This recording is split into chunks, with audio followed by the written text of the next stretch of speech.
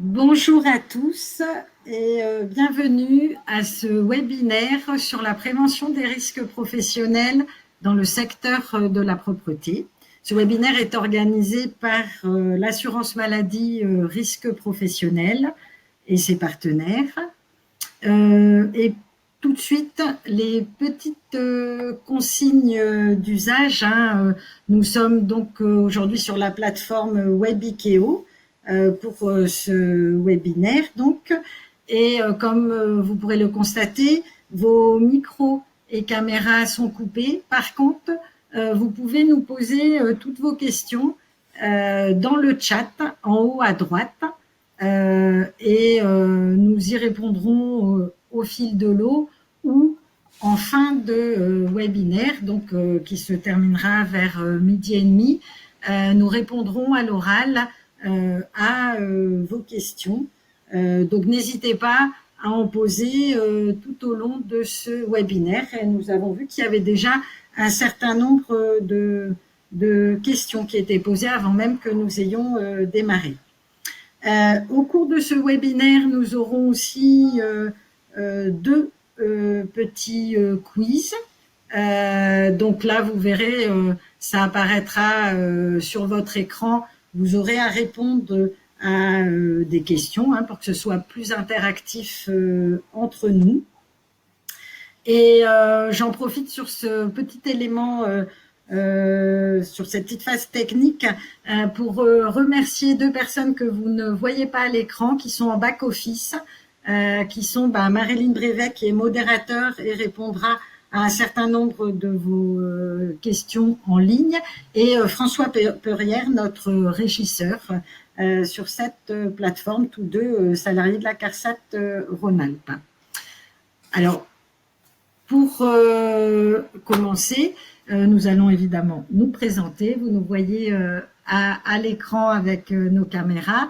Donc, je suis moi-même Gaëlle Postic, je suis ingénieure conseil à la CARSAT Rhône-Alpes, et pour aujourd'hui, je serai l'animatrice de ce webinaire.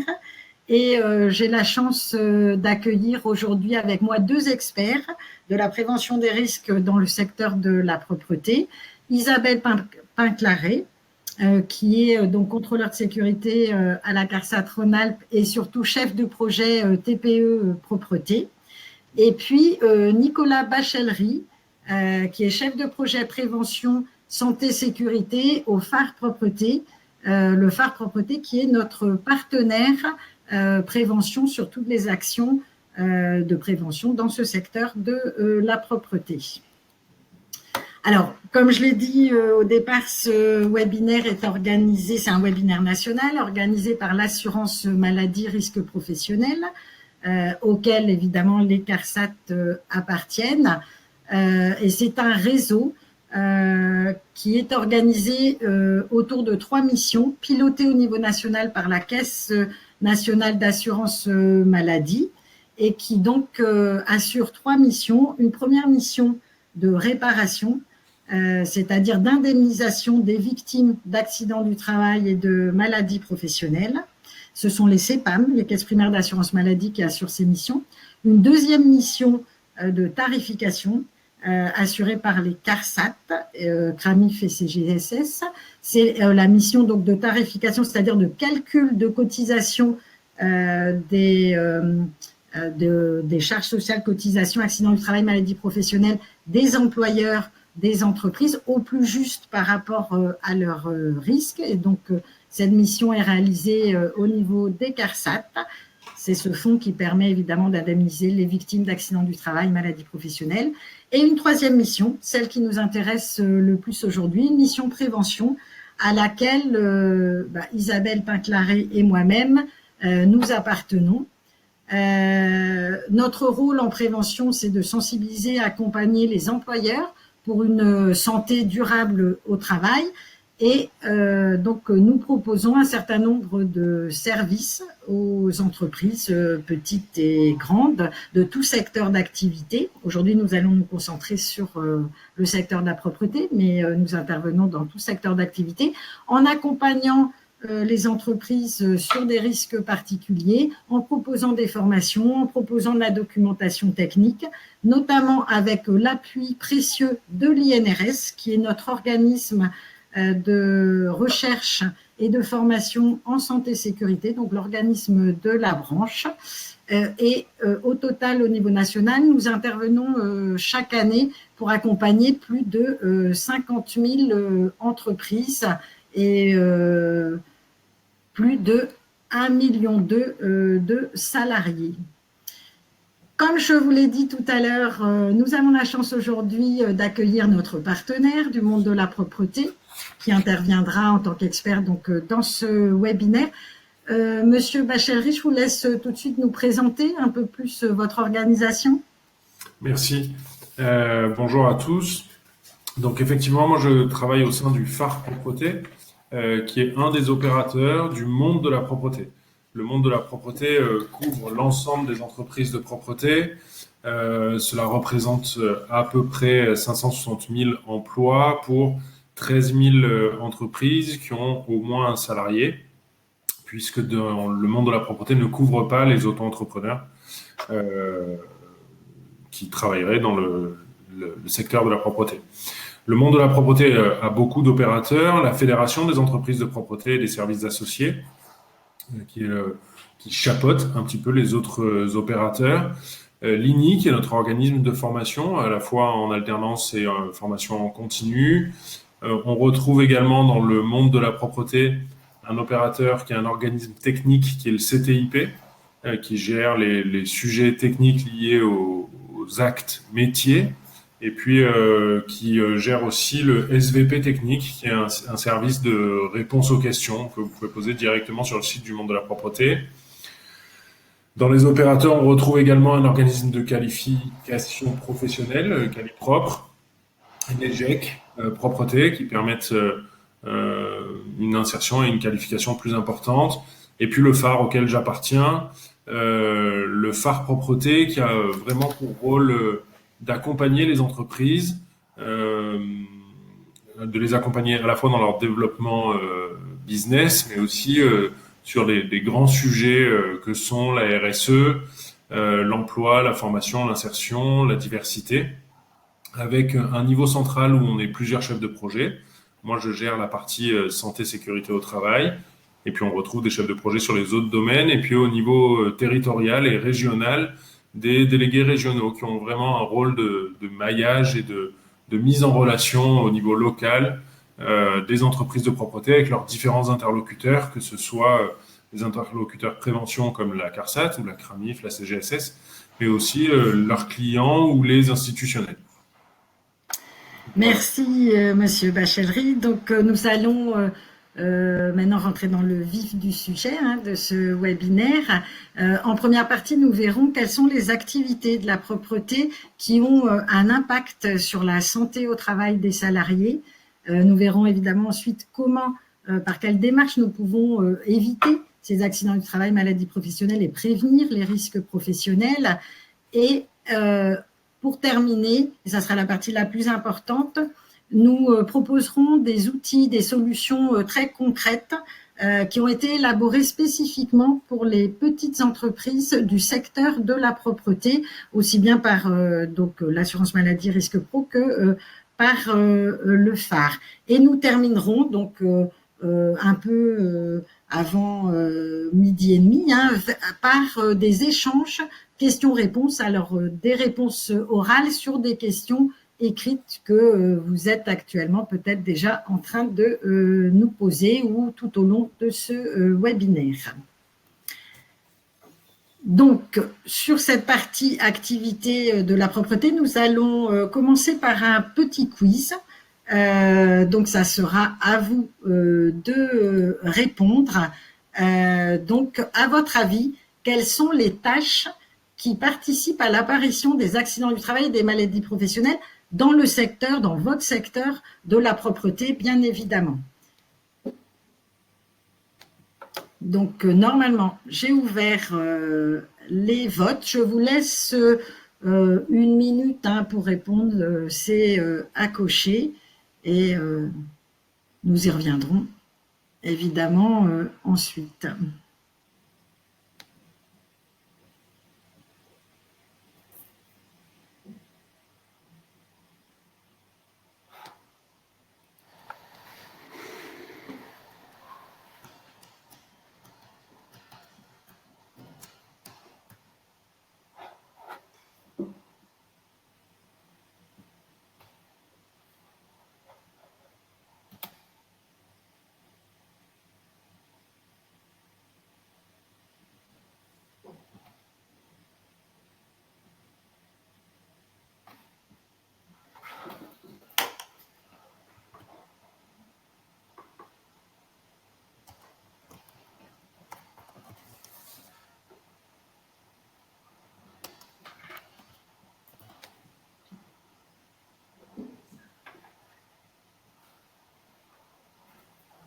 Bon, je pense que la plupart d'entre vous avez eu le temps de répondre.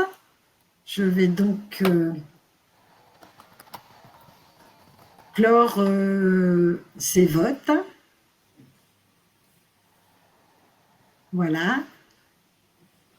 Vous les voyez apparaître comme moi. Et je vais laisser tout de suite Madame Pinclaré commenter vos réponses et surtout apporter aussi des précisions sur ces tâches particulièrement accidentogènes dans le secteur de la propreté. Madame Pinclaré, est-ce que vous pouvez nous commenter ces réponses justement de nos participants? Bien sûr, bonjour à tous. Pas de grande surprise, mais vous avez répondu en grande majorité, à plus de 58%, que la tâche principale, en fait, finalement, qui concourt à l'apparition des accidents du travail ou des maladies professionnelles, consiste à déplacer le mobilier, porter le matériel, puis aussi utiliser des produits corrosifs qu'on peut retrouver dans les produits de nettoyage et désinfection, et enfin emprunter les escaliers, les bras chargés. Et naturellement, c'est très bien, personne a priori n'a coché le fait que de covoiturer serait une tâche qui expose à l'apparition d'un accident du travail ou d'une maladie professionnelle. Effectivement, le fait de se déplacer à plusieurs n'est pas en fait un risque en soi. Du coup, donc, Madame Pinclaré, est-ce que vous pouvez nous préciser un peu plus, là c'était voilà, un petit quiz seulement, mais quels sont les principaux risques que l'on rencontre, donc risques professionnels, dans ce secteur de la propreté? Alors, au quotidien, finalement, les salariés des entreprises de propreté, les agents de propreté, sont amenés à se déplacer pour se rendre sur les chantiers. Effectivement, à pas mal manutentionner en fait du matériel, du mobilier, etc. Utiliser des produits détergents ou désinfectants, et souvent tout ça en horaire décalé. Donc, l'ensemble de ces actions les expose à un certain nombre de risques qui vont se retrouver en fait finalement dans les statistiques que l'on retrouve en matière d'accidents du travail et de maladies professionnelles pour votre secteur de la propreté.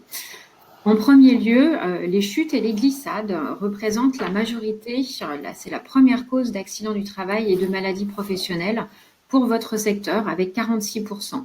Sachant que les chutes de plein pied, que vous avez tout à l'heure établies en 3e position, représentent quand même la majorité des chutes, et les chutes en dénivelé dans les escaliers vont être la 2e cause en fait dans ces chutes. Ensuite, après les chutes et les glissades, la 2e cause d'accident du travail, mais aussi de maladies professionnelles, vont être les manutentions manuelles. C'est la première cause d'accident du travail, la 2e cause d'accident du travail et la première cause d'apparition de maladies professionnelles.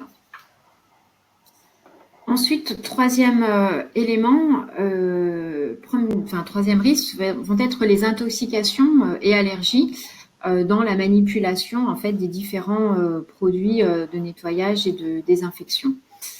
Le 4e point, en fait, vont tout simplement être les accidents de la route. qui concerne en fait 3% des accidents du travail dans votre secteur d'activité.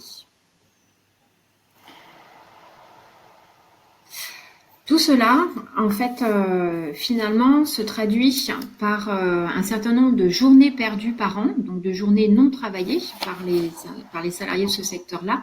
Et on est sur un chiffre quand même assez important de 2,3 millions de journées perdues par an, avec, pour les accidents du travail, une durée d'arrêt moyenne d'environ 93 jours pour l'accident. Et en maladie professionnelle, souvent sur des pathologies plus lourdes qui vont toucher les troubles musculo-squelettiques, on est sur une moyenne de 253 jours d'arrêt pour une maladie professionnelle, ce qui reste quand même un enjeu important. Donc, merci Madame Pinclaret. Nous venons de voir donc effectivement les conséquences importantes pour la santé des salariés de certaines de ces tâches. Nous voyons aussi que ça a des conséquences pour la société et pour la sécurité sociale en collectif. Mais il y a aussi d'autres conséquences pour les entreprises et pour le bon fonctionnement des entreprises. Donc, je vous propose, comme tout à l'heure, un autre petit quiz où vous pourrez réagir sur, à votre avis, quelles sont les conséquences des maladies professionnelles et accidents du travail pour les entreprises et leur fonctionnement. Donc, comme tout à l'heure, j'ouvre les votes et je vous laisse environ 1 minute pour répondre.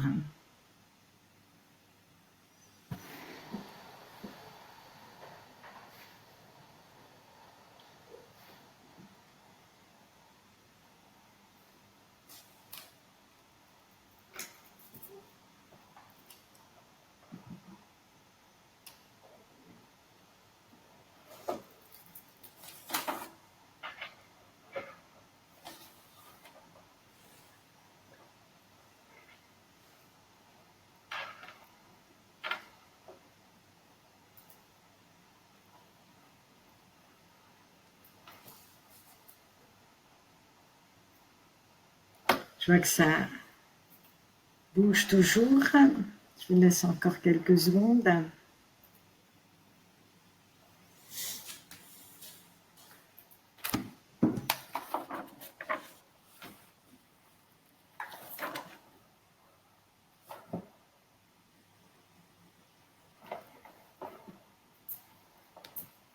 Bon, je pense que là, voilà. Je clôt et je vais laisser donc Isabelle Pinclaret commenter encore ses réponses sur les conséquences effectivement que ça peut avoir aussi sur les entreprises, au-delà des conséquences évidemment sur la santé des salariés. Oui, très bien. Donc, à nouveau, on voit qu'une majorité de réponses se dégage cette fois sur la première proposition qui était la désorganisation du travail. Alors, effectivement, au-delà des conséquences directes qu'on vient de voir des accidents du travail ou maladies professionnelles en termes de journées d'absence, de jours perdus, etc., on voit qu'il y a des conséquences indirectes en fait à cette sinistralité. La première étant effectivement la désorganisation du travail, puisqu'il va falloir remplacer le salarié absent, donc soit demander à d'autres salariés de prendre en charge le chantier, d'où aussi la dégradation de la qualité de vie au travail, de personnes qui vont être davantage chargées, et puis des retards éventuellement aussi dans les chantiers. On pourrait même aller sur des notions aussi de dégradation de la qualité de services rendus, puisque les clients peuvent aussi être impactés finalement par ces accidents du travail survenus pour les salariés de l'entreprise. Donc on voit qu'au-delà des conséquences directes, financières et humaines aussi quand même des accidents pouvant survenir aux agents de propreté, on voit qu'il y a toute une chaîne d'éléments indirects qui vont venir impacter négativement l'entreprise, d'où encore une fois finalement l'intérêt de travailler sur la prévention des risques professionnels pour que ces situations ne se produisent pas. Justement, c'est notre seconde partie, notre deuxième partie de ce webinaire. Évidemment, ces accidents du travail et maladies professionnelles ne sont pas inéluctables, excusez-moi. Ils peuvent être évités. Encore faut-il savoir comment s'y prendre pour, en tout cas, les réduire et en réduire la gravité. Monsieur Bachelry, je vous laisse peut-être nous décrire les bonnes méthodes pour éviter ces risques professionnels dans le secteur de la propreté. En effet, les méthodes sont déjà définies dans la réglementation et les principes généraux de prévention sont décrits dans le Code du travail. Ils sont applicables. Et du coup, bien sûr, pour pouvoir agir efficacement à la prévention des risques, il est nécessaire d'identifier les risques d'exposition et puis de les évaluer pour pouvoir les hiérarchiser correctement et savoir sur lesquels agir en premier. Tout ça pour arriver à une meilleure prévention des risques pour l'ensemble des salariés, mais aussi pour répondre à son obligation légale. Dans la réglementation aussi, le législateur a prévu un outil qui est le document unique d'évaluation des risques, doit être la pierre angulaire de la prévention des risques au sein des entreprises. Ce document unique, il a pour rôle de recueillir l'ensemble des risques qui sont présents dans l'entreprise, de les caractériser en fonction des dangers qu'ils représentent, de l'exposition des salariés, de recueillir aussi les moyens de maîtrise qui sont déjà existants dans l'entreprise. Tout ça pour pouvoir décider efficacement des actions de prévention qui sont à mettre en œuvre au sein de l'entreprise. Et ce document unique doit être aussi mis à jour très régulièrement, à minima une fois par an, et puis à chaque fois qu'il y a des événements accidentels ou maladies professionnelles qui viennent mettre en exergue certains points, certains risques au sein de l'entreprise, ou des changements de process, de manière de travailler au sein des entreprises. Donc vraiment, ce document unique, il a une importance forte au sein de la structuration même de la prévention des risques au sein de l'entreprise. Donc, on commence par une évaluation. Pardon. Oui. On l'a vu précédemment au travers de la sinistralité qui a été présentée par Madame Pinclaré. Et cette sinistralité, finalement, elle donne une image assez fidèle des principaux risques des entreprises de propreté. Donc, les entreprises doivent agir. On l'a précisé tout à l'heure, la première cause de maladies professionnelles et puis une des premières causes des accidents du travail sont les manutentions, les maladies professionnelles dans le secteur sur les troubles musculo-squelettiques qui ont entre autres pour origine ces manutentions représentent à peu près 98% des maladies professionnelles reconnues. Donc il est important que les entreprises travaillent en termes de prévention pour réduire les manutentions avec deux points qui nous paraissaient être importants à mettre en avant. D'une part, l'organisation du travail et la mise en place d'équipements adaptés. L'organisation du travail est importante à être pensée et réfléchie au moment même où on démarre les chantiers. Est-ce qu'on travaille en équipe ou pas? Est-ce que on travaille plutôt en journée? Est-ce que les temps alloués par l'entreprise de propreté pour réaliser les tâches qui sont prévues au cahier des charges sont les bons? Comment j'associe mes salariés aussi à ces décisions d'organisation de travail, de matériel aussi, de choix de matériel. Toutes les entreprises de propreté font des choix de matériel performants, mais dans la performance du matériel, il devient vraiment important, en plus d'associer les salariés qui vont les utiliser, de prendre en considération, en plus de la performance technique et puis financière de ces matériels, de prendre en compte aussi la partie ergonomie. Ça peut être le poids du matériel, c'est la facilité de déplacement, la forme ou la longueur, par exemple, des manches ou des cannes d'aspiration sur les aspirateurs. Prendre en compte aussi le bruit et les vibrations que peuvent émettre ces matériels. Autre risque important, on l'a vu tout à l'heure, c'est les chutes, qu'elles soient de plein pied ou de hauteur. Là aussi, il est important de repérer les risques de chute, que ce soit à l'intérieur ou à l'extérieur des bâtiments, en termes de circulation, un sol dégradé, un escalier avec des nez de marche qui seraient abîmés, ou même le rangement des lieux de circulation et de stockage du matériel chez les clients de la propreté. On le sait, les glissades représentent un risque important. Là aussi, il est majeur que l'employeur se soucie que les salariés portent bien des chaussures fermées, éventuellement antidérapantes en fonction des typologies de sol. Et puis pour limiter les risques de chute de hauteur, il est important que on puisse, notamment dans les travaux liés à la vitrerie, qu'on puisse utiliser plutôt des perches ou éventuellement des nacelles, tout en respectant les obligations de formation et d'autorisation de conduite. Et puis ensuite, pour tout ce qui est moyen d'accès, ou en tout cas, vous le savez, les postes de travail en hauteur sur du relamping, par exemple, ou sur l'accessibilité de meublants qui serait assez haut, de privilégier les plateformes individuelles roulantes légères, par exemple. Enfin, sur la partie intoxication et allergie, même si la sinistralité, on l'a vu, en termes d'accident du travail, est moins importante que pour les chutes, pour les manutentions, ça reste quand même un risque qui génère des accidents relativement graves. Donc, il est important de les prévenir, de substituer au maximum les produits dangereux par des produits qui le sont moins, d'avoir une bonne organisation du stockage et du rangement de ces produits, de garantir le fait qu'il n'y ait pas de transvasement de produits sans reproduction de l'étiquetage et dans des contenants qui sont compatibles avec ces produits, et puis qu'il y ait une réelle consultation des fiches de données de sécurité qui vous donnent toutes les informations nécessaires en termes de risques et de prévention à mettre en œuvre en regard des produits qui sont utilisés, et puis de communiquer ces données-là aux salariés qui sont utilisateurs de ces produits.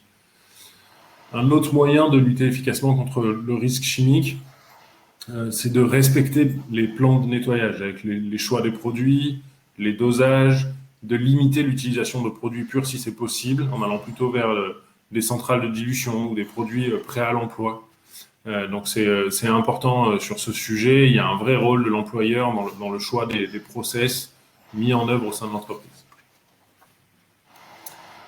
Une des actions de prévention que l'on va pouvoir mettre en œuvre, qui ne doit pas être la première, puisque dans les principes de prévention, on parle d'abord de prévention, de moyens de prévention collectifs plutôt que individuels, mais il n'empêche qu'il est important pour les salariés qu'ils aient à disposition et puis que l'employeur s'assure qu'il soit porté les ensembles des EPI qu'on peut retrouver classiquement sur ce type de prestations, et quand on est exposé, que ce soit lié à l'environnement de travail chez les clients chez lesquels les salariés sont amenés à travailler, ou que ce soit directement lié aux produits qu'il est nécessaire d'utiliser. Donc de bien porter ces EPI, que ce soit les lunettes, les masques, les gants, les bottes, les vêtements, etc., en regard des semelles antidérapantes, par exemple, pour le risque de chute. Donc ça aussi, c'est important que les employeurs et les entreprises de propreté mettent en place ces actions. Enfin, on avait évoqué le risque routier dans la sinistralité de la branche. Là aussi, l'employeur a un vrai rôle sur l'organisation des déplacements, notamment avec le choix des secteurs géographiques sur lesquels les employés vont pouvoir intervenir. Si on peut privilégier des lieux d'intervention proches du lieu de vie des salariés, ou en tout cas, s'il y a plusieurs chantiers qui sont réalisés dans la même journée, que les moyens de déplacement entre ces différents chantiers soient envisagés aussi, qu'on prenne bien en compte pour les salariés la durée de ces déplacements-là, et que du coup, ils ne soient pas dans une situation de stress importante avec la crainte d'arriver en retard sur les chantiers suivants. Et puis que, si besoin, dans ces prises en compte de temps aussi, que l'employeur puisse envisager quels sont les itinéraires les plus sûrs. Parfois, il vaut mieux privilégier un itinéraire qui est un tout petit peu plus long, mais sur lequel on va retrouver facilement des moyens de transport en commun, ou en tout cas des lieux de déplacement qui soient faciles et sûrs pour les salariés. Et enfin, alors moins directement pour les salariés, mais peut-être un peu plus pour la population éventuellement agent de maîtrise, qui va devoir se déplacer avec des véhicules d'entreprise entre les différents chantiers pour réapprovisionner ces chantiers-là, notamment en termes de produits. Il est important que les véhicules qui soient fournis à vos salariés soient des véhicules sûrs, qui soient bien entretenus, qui soient confortables, qu'il y ait des carnets d'entretien qui soient à jour, que bien sûr la réglementation soit respectée. Mais aussi, il y a un point qui est important et qu'on retrouve souvent comme facteur aggravant quand il y a des accidents de la route, c'est que les personnes puissent faire un calage et un arrimage pertinent au sein du véhicule, que du coup, il y ait des emplacements qui soient prévus, des moyens d'attacher le matériel au sein des véhicules, si possible une séparation physique entre la partie où il y a le stockage, le matériel, les produits et les postes de conduite. Et puis que vos salariés aient quelques notions, soient sensibilisés sur ces règles d'arrimage au sein du véhicule. Merci, Monsieur Bachelry, pour ces informations très concrètes et adaptées au secteur de la propreté. Nous arrivons maintenant dans notre troisième partie et je voudrais revenir sur la partie évaluation des risques. Vous avez donc évoqué effectivement une obligation réglementaire, un document unique. Ok, tout ça c'est plein de bon sens hein, de devoir commencer par évaluer. Mais pour une petite entreprise hein, qui est donc qui est la plupart de notre public hein, aujourd'hui à ce webinaire, c'est quand même pas si simple. Ça reste encore un petit peu théorique peut-être. Est-ce qu'il n'y aurait pas des outils, des solutions, des formations concrètes spécifiquement adaptées à ces petites entreprises, notamment pour cette première étape d'évaluation des risques professionnels? Alors, je crois que l'assurance maladie, enfin, je crois, j'en suis sûre même, a élaboré donc des outils spécifiques. Et je vais laisser donc Isabelle Pinclaré vous les présenter. Alors, effectivement, l'assurance maladie risque professionnel propose au TPE, de la propreté, un panel d'outils qui comprend 8 grands types d'outils. Alors, nous allons vous présenter ceux d'ores et déjà disponibles. Le premier étant donc justement un outil d'évaluation des risques en ligne qui s'appelle OIRA, c'est le nom générique en fait de cet outil et qui est développé spécifiquement pour le secteur de la propreté et nous avons pu le développer avec l'aide justement du phare pour être au plus près en fait de vos situations de travail. Alors, ce premier outil, je vous propose en fait de le découvrir à travers le visionnage d'un film qui va vous montrer en fait son fonctionnement.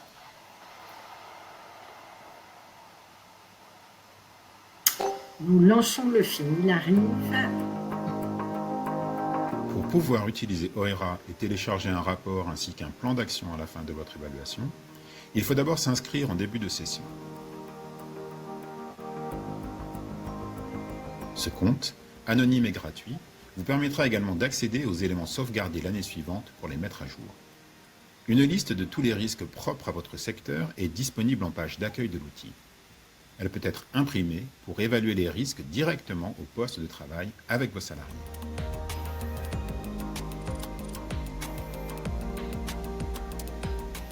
À travers un questionnaire simple, vous sélectionnez les mesures déjà en place dans votre entreprise dans une liste prédéterminée. Pour certains risques, il est possible que vous ne soyez pas concerné. Dans ce cas, vous pouvez passer la question. Vous pouvez aussi ajouter une autre mesure qui ne serait pas listée. Sur cette base, vous évaluez si le risque présent dans votre entreprise est maîtrisé ou non. Si vous n'avez coché que la moitié des mesures proposées, vous pouvez supposer qu'il reste nécessaire d'ajouter de nouvelles mesures à votre plan d'action. Dans ce cas, cochez « Non, des mesures sont à ajouter au plan d'action ». Vous pouvez alors sélectionner de nouvelles mesures standards qui seront ajoutées au plan d'action ou ajouter des mesures supplémentaires propres à votre situation de travail. Cliquez ensuite sur « Enregistrer et continuer » pour dérouler la suite du questionnaire.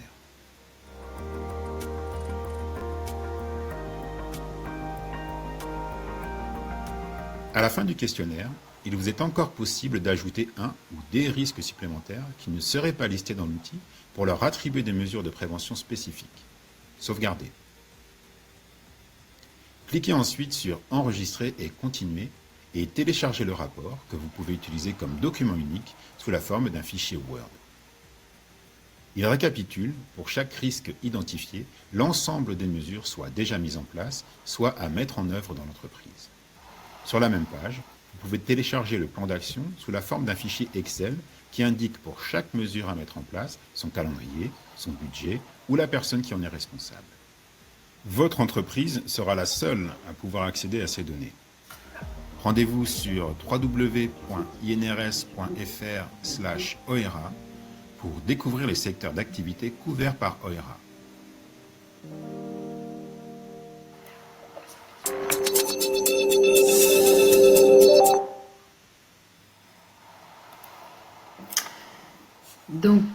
effectivement un outil très pratico-pratique, développé pour les petites entreprises, mais qui peut aussi être utilisé par les entreprises un peu plus grandes. Enfin, il me semble en tout cas. Qu'en pensez-vous, Madame Pinclarel?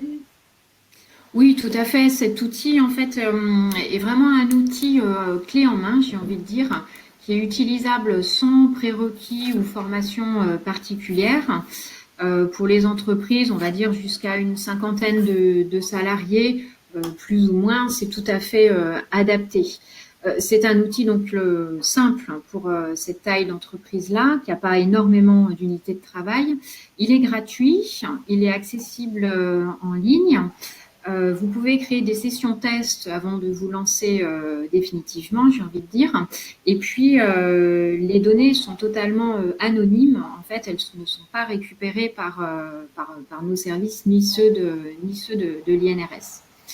Et vous pouvez aussi, c'est encore important actuellement, le coupler avec un outil gratuit en ligne qui vous permet aussi de maîtriser le risque d'infection lié à la Covid-19. Donc, il y a une articulation actuellement entre ces deux outils qui est, à mon sens, encore malheureusement fort pertinente. Pour la propreté en particulier, nous avions travaillé avec Monsieur Bachelry, d'ailleurs, à la création donc, de ces situations de travail. Nous avons prédéfini 6 situations de travail qui vont en fait de la préparation en fait de la mission, les déplacements, puisqu'on a vu que le risque routier était quand même important, l'intervention, les interventions en milieu spécifiques, et puis aussi quand même les risques liés finalement pour les permanents qui sont dans l'entreprise et dans les locaux de l'entreprise, de votre entreprise de propreté, notamment pour gérer aussi tout ce qui est stockage. Et comme c'était annoncé dans le film, vous pouvez aussi du coup ajouter des situations de travail que nous n'aurions pas prédéfinies par ailleurs. Mais après cette analyse, cette évaluation des risques professionnels, un deuxième outil, en fait, également accessible en ligne et gratuit sur le site de l'INRS, vous permet d'analyser les éventuels accidents de travail qui sont survenus. Pourquoi analyser les accidents de travail? Tout simplement pour identifier les causes qui ont pu amener à cet accident de travail, pour éviter que le même type d'accident ne se reproduise. C'est bien là tout l'objectif en fait de cet outil d'analyse d'accident qui vous guide pas à pas dans la démarche également. Ensuite, un troisième outil était disponible pour vous aider à intégrer les nouveaux arrivants dans l'entreprise, alors que ce soit des stagiaires, des nouveaux en CDD, en CDI, et aussi des apprentis qui sont quand même assez nombreux dans votre secteur, parce que le nouveau souvent ne connaît pas bien en fait le métier, ne connaît pas bien les risques, et du coup va être plus facilement en fait sensible en fait à ces questions. Donc cet outil qui s'appelle le cahier de l'accueillant vous permet d'organiser en fait l'ensemble de son arrivée, que ce soit avant le jour de l'arrivée dans l'entreprise, prévoir par exemple ses équipements de protection individuelle, lui donner les plans d'accès sur les différents chantiers et même à l'entreprise pour pouvoir venir le premier jour, définir qui va l'accueillir, etc. Donc tout ce qui est avant en fait l'arrivée, le jour de l'arrivée en tant que tel, donc souvent vous pouvez avoir des frais d'accueil, et puis aussi participer à organiser tout ce qui va se passer après pour accompagner ces premiers jours, ces premières semaines dans l'entreprise et débriefer en fait ces premières interventions. Donc vous trouvez ce cahier de l'accueillant en fait sur le site Amélie/entreprise. Et puis enfin, dernier outil disponible, c'est un outil de formation en ligne aux bases de la prévention que vous trouvez également sur le site de l'INRS et qui vous permet d'acquérir des connaissances de base en santé et sécurité au travail. C'est un parcours qui dure en moyenne une vingtaine d'heures, plus ou moins, ça dépend de votre célérité, et qui vous permet d'avoir des bases en fait en évaluation des risques et également analyse d'accidents. Et cette formation est vraiment destinée à tout type de public. Bien, merci. D'autres Valérie. outils Ouais. sont disponibles, hein, mais on les verra quand ils seront disponibles. Oui, qui arriveront plus tard si. Alors, début 2022, effectivement. Alors, il va y avoir justement pour continuer dans l'accueil des nouveaux, normalement un document qui s'appelle Tuto Prév accueil et qui va, à travers des planches de risque, en fait, vraiment faciliter le dialogue avec le nouvel arrivant pour identifier vraiment les risques précis de la profession. Et puis, une dernière outil qui va arriver aussi, ce seront des fiches pour vous aider à bien choisir votre matériel. Monsieur Bachelier le disait tout à l'heure, c'est important d'avoir du matériel performant, mais de veiller aussi à l'ergonomie, au fait que le matériel n'est pas trop bruyant, par exemple, que la filtration est bonne, etc. Donc, des fiches pour vous aider à bien choisir votre certain type de matériel. Et puis aussi des fiches solutions qui sont un peu des incontournables en prévention. Là encore, Monsieur Bachelier parlait des chaussures antidérapantes. Ça fera partie des fiches solutions et des incontournables pour votre métier de fournir des chaussures en fait qui soient fermées et antidérapantes aux salariés pour éviter les chutes qui, on l'a vu, sont la première cause d'accident dans votre secteur. Donc tout ça, effectivement, début 2022, courant 2022, donc l'assurance maladie va compléter ces outils spécifiquement donc conçus pour les petites entreprises de la propreté.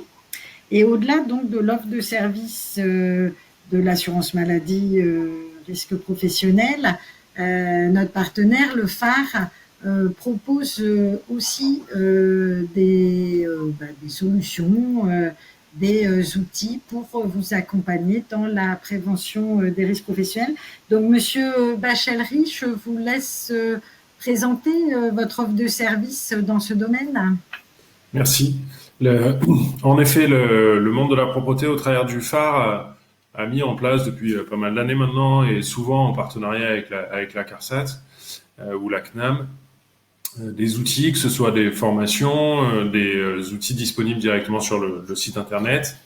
En termes de formation, le premier sujet qui a été adressé par le secteur de la propreté, ça a été les troubles musculo-squelettiques, avec une formation qui a un peu plus de 10 ans maintenant, la formation animateur prévention troubles musculo-squelettiques, qui permet de former des salariés des entreprises de propreté, à la fois sur la gestion de projet et aussi sur l'identification et la caractérisation des risques pouvant amener des troubles musculo-squelettiques au sein des entreprises.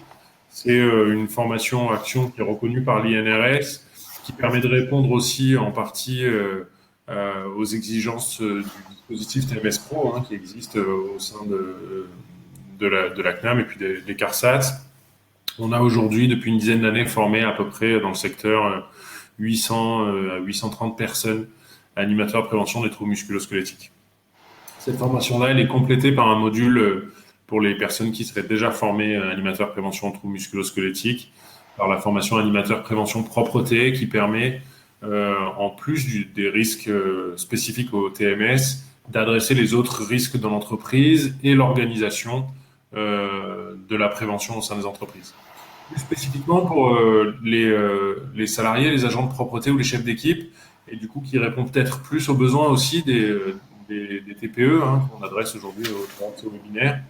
Il y a les formations APS et APS chef d'équipe, qui sont des formations qui sont dédiées, je le disais, aux agents et aux chefs d'équipe sur 2 jours. Et le contenu de cette formation-là, qui est financé intégralement par la branche propreté, pour les entreprises de propreté, on retrouve un module de formation au premier secours, le sauveteur secouriste au travail, et puis une partie plus liée à la prévention des risques. Comment, en tant qu'agent de propreté, je me situe dans la démarche globale de prévention des risques de l'entreprise au sein de laquelle je travaille. Comment je repère les dangers liés à mon environnement et puis comment je préviens les risques liés à mon activité physique. Et enfin, comment, dans mon rôle de préventeur aussi au sein de mon entreprise, je peux faire remonter ces informations, puisque vous le savez, les employés, les entreprises de propreté travaillent sur site client. Et l'encadrement n'est pas toujours présent 100% du temps sur les sites clients, évidemment. Donc, il y a un rôle majeur de remontée d'informations sur des dangers liés à l'environnement ou des dangers liés à la tâche à réaliser, qu'il est nécessaire de remonter et de consolider auprès de l'encadrement de ces équipes-là. Et dans le module complémentaire pour les chefs d'équipe, on va retrouver des points un peu plus précis sur leur positionnement aussi en tant que chef d'équipe, comment je collecte ces informations qui reviennent, comment je décide avec ma hiérarchie, mes clients, des actions à mettre en œuvre, et comment je fais un retour auprès des agents de propreté. Et puis, là aussi, comment moi, en tant que chef d'équipe, je peux éventuellement accompagner les animateurs prévention de troubles musculo-squelettiques s'il y en a dans mon entreprise sur mes chantiers, et puis comment je peux accompagner les agents de propreté dans leur appréhension des risques. Donc voilà, cette formation-là, sur deux jours, plus un temps particulier pour les chefs d'équipe, encore une fois financée entièrement par la branche au travers des cotisations des entreprises de propreté vers le phare.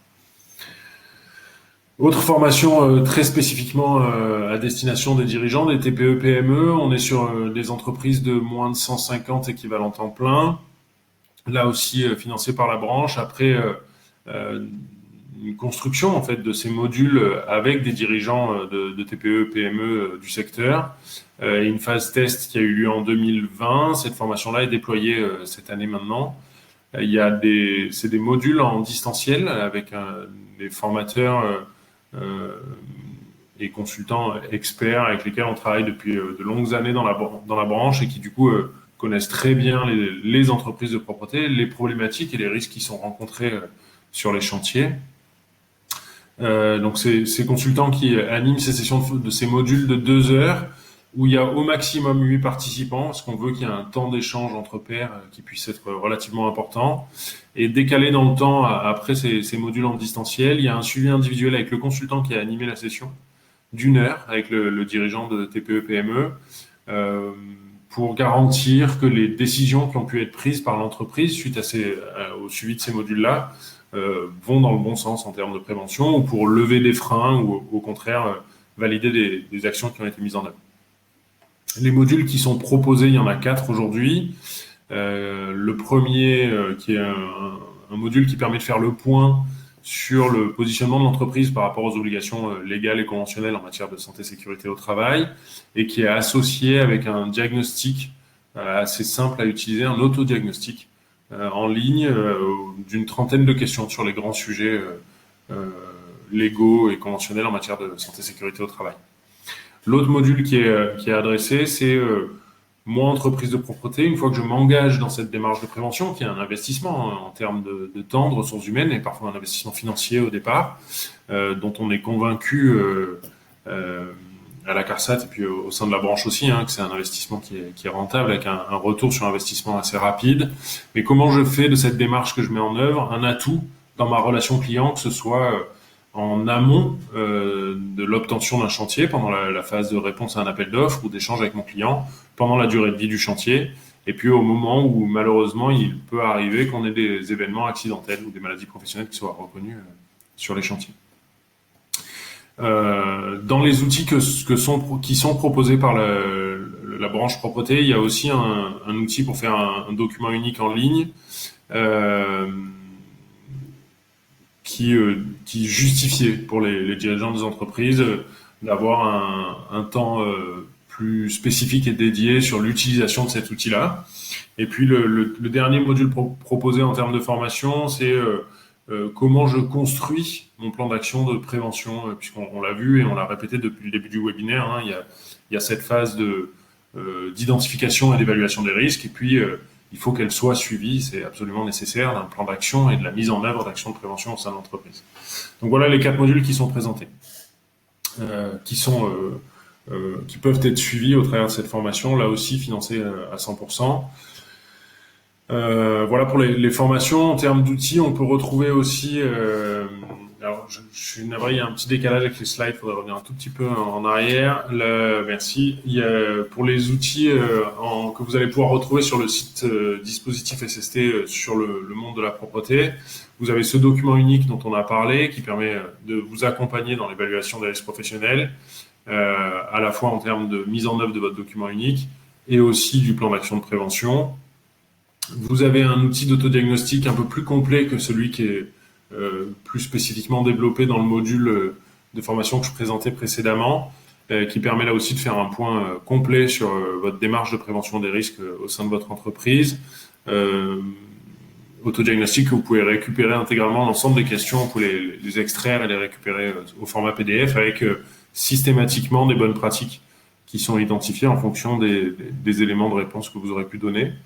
Il y a aussi tout un espace documentaire dans lequel vous allez pouvoir retrouver des modèles de plans de prévention, par exemple, des fiches spécifiques sur les risques principaux du métier. Il y en a 9 sur le site. Et puis, tout un lien vers l'organisme de formation de branche qui est l'INI, auprès duquel vous allez pouvoir retrouver tout type de formation liée à la santé et sécurité au travail. Donc voilà pour les outils. Un dernier outil dont je voulais vous parler, parce qu'il est tout nouveau, il est en ligne depuis une petite semaine. Non, une grosse semaine maintenant pour être honnête. C'est un outil qui a été mis en œuvre récemment, qui est disponible et accessible en ligne sur le monde de la propreté dans la partie santé-sécurité, qui est un outil de prévention des troubles musculo-squelettiques, en ce sens que j'évoquais tout à l'heure la formation animateur prévention troubles musculo-squelettiques, et je vous disais que ça fait une dizaine d'années maintenant que cette formation est dispensée par différents consultants par la branche propreté.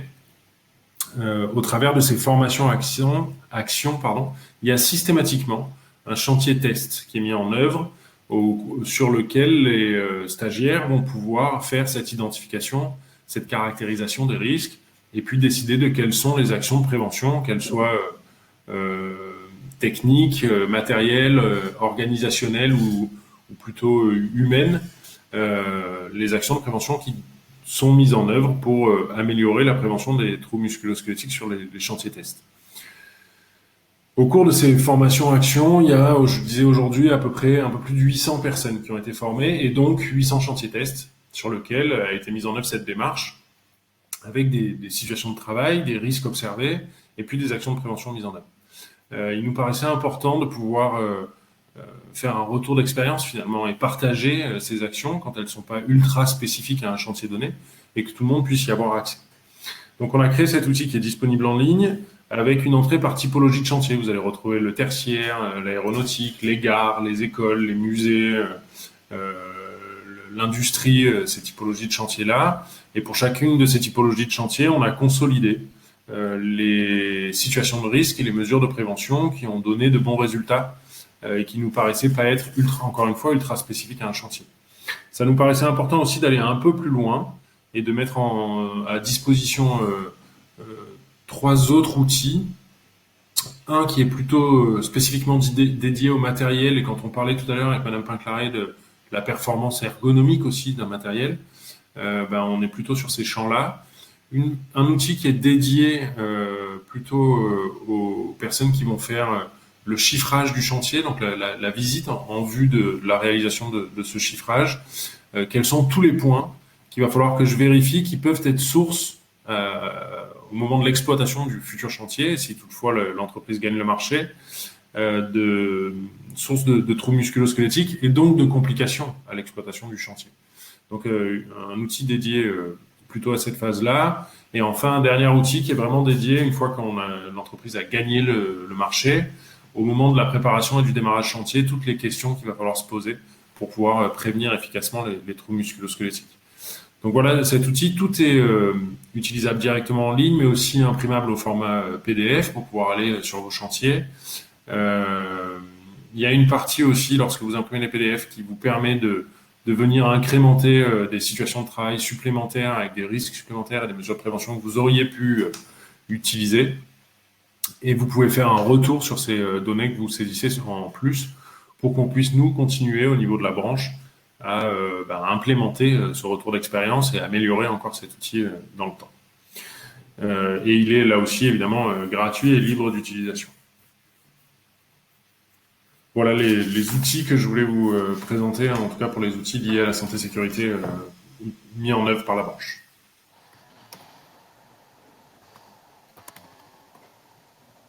Vous avez votre micro coupé, Gaël.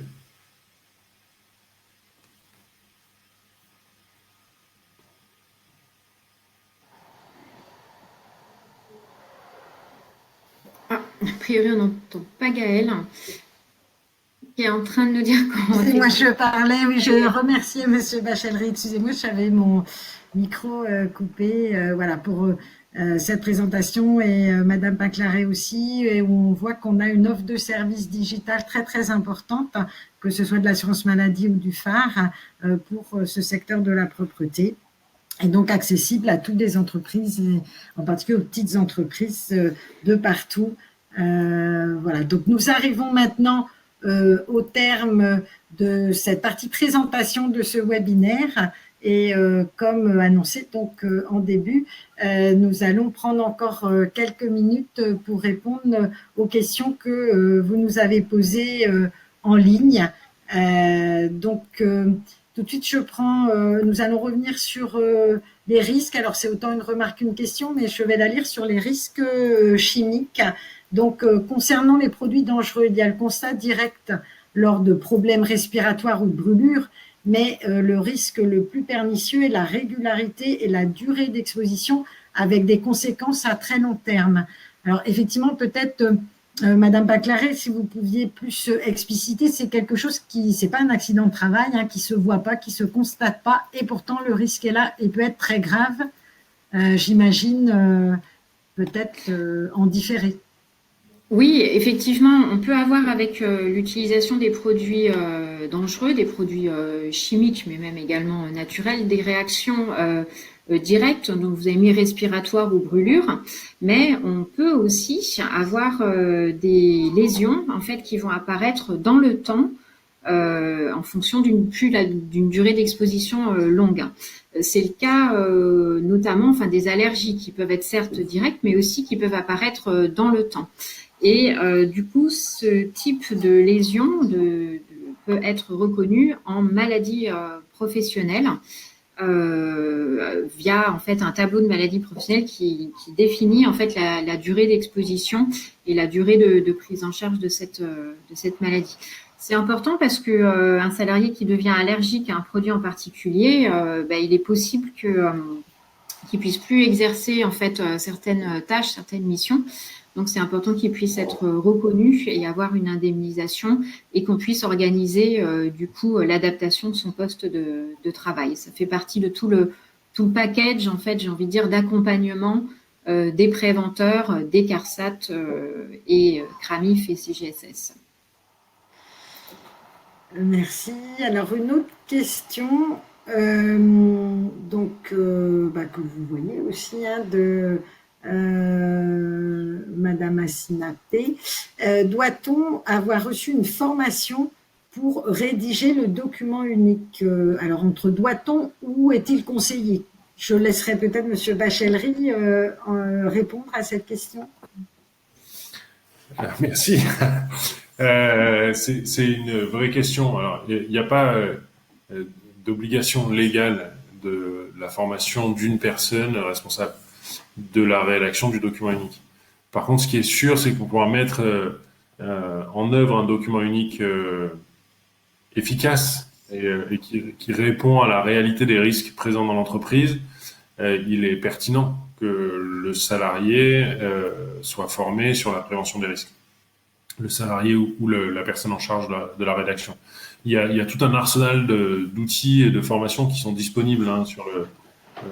on l'a vu au cours de la promotion sur l'INRS, au travers des CARSAT ou éventuellement des dispositifs de branche. Si on n'a jamais fait de prévention des risques, rédiger un document unique qui va répondre d'une part à l'obligation légale, mais surtout, puisque c'est son objet premier, qui va être un outil efficace de prévention des risques dans l'entreprise, ça me paraît difficile. Après, les outils en ligne que sont l'OIRA qui a été présenté tout à l'heure, ou le document unique que vous avez en ligne sur le site du Monde de la Propreté, sont des vrais outils qui peuvent vraiment vous accompagner. Moi, je pense que c'est plus facile quand même si on a au moins un vernis, à défaut d'une expertise sur la partie prévention des risques, de faire le document unique d'une entreprise.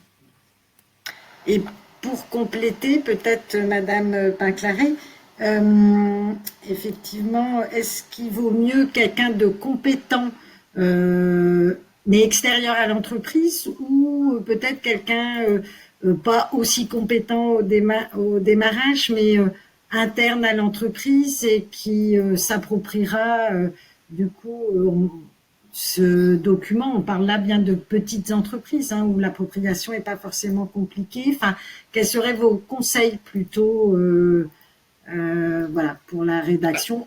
En plus de OIRA, vous pouvez revenir peut-être. Tout à fait. Alors concrètement, on préfère que l'entreprise en fait réalise elle-même en fait son document unique en se faisant accompagner ou en se formant au préalable si nécessaire. Et c'est vrai que je rejoins Nicolas Bachellery, c'est pas une obligation, mais c'est quand même conseillé d'avoir un vernis, voilà, pour comprendre en fait ce qu'est un risque professionnel, comment agir sur les causes, pour tout simplement avoir un plan d'action en fait qui soit intéressant puisque c'est l'objectif final. Et donc ça, finalement, il vaut mieux le faire soi-même parce que c'est vous qui connaissez le mieux votre métier, vos agents, vos chantiers et qui êtes bon aussi techniquement dans le choix en fait des procédés de nettoyage et qui allez pouvoir du coup bâtir un plan d'action qui soit efficace.